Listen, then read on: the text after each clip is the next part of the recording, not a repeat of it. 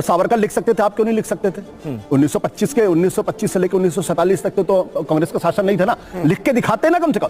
जो लोग इतिहास लिखते हैं वो आके स्टूडियो में बोलते नहीं, वो लिखकर मोटा पथन्ना लिख के चले जाते हैं, लोग उसको पढ़ते हैं, उसके आधार पर विमर्श कर। दिक्कत क्या है, जो इतना ज्यादा टैलेंट डेफिसिट असंघ परिवार के अंदर है कि वो इतिहास लिख ही नहीं सकते। मैं गारंटी के साथ करता हूं कि ग्लोबली रिकॉग्नाइज, एकेडमिक वर्ल्ड में रिकॉग्नाइज हिस्ट्री नहीं लिख सकते ये लोग।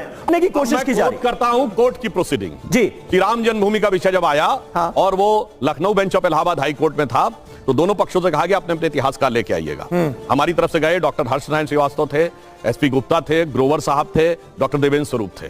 दो को तो मैं पर्सनली जानता हूं। इनकी तरफ से वही सब जेएनयू ब्रांड गए थे, जिसमें आर एस शर्मा जी थे, सूरज भान थे, रोमिला थापर थे, मगर वो अपने रिप्रेजेंटेटिव के थ्रू गए। अब देखिए कोर्ट में क्या गया, बहुत पढ़े लिखे हैं ना।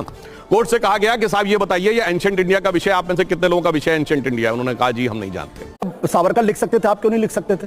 1925 से लेकर 1947 तक तो कांग्रेस का शासन नहीं था ना। लिख के दिखाते ना कम से कम। जो लोग इतिहास लिखते हैं वो आके स्टूडियो में बोलते नहीं, वो लिखकर मोटा पथन्ना लिख के चले जाते हैं, लोग उसको पढ़ते हैं, उसके आधार पर विमर्श कर। दिक्कत क्या है, जो इतना ज्यादा टैलेंट डेफिसिट असंघ परिवार के अंदर है कि वो इतिहास लिख ही नहीं सकते। मैं गारंटी के साथ करता हूं कि ग्लोबली रिकॉग्नाइज, एकेडमिक वर्ल्ड में रिकॉग्नाइज हिस्ट्री नहीं लिख सकते ये लोग।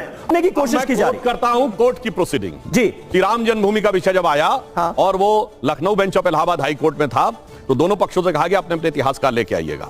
हमारी तरफ से गए डॉक्टर हर्षनारायण श्रीवास्तव थे, एसपी गुप्ता थे, ग्रोवर साहब थे, डॉक्टर देवेंद्र स्वरूप थे।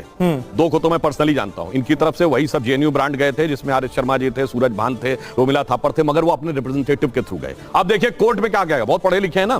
कोर्ट से कहा गया कि साहब ये बताइए, ये एंशिएंट इंडिया का विषय आप में से कितने लोगों का विषय एंशिएंट इंडिया? उन्होंने कहा जी हम नहीं जानते।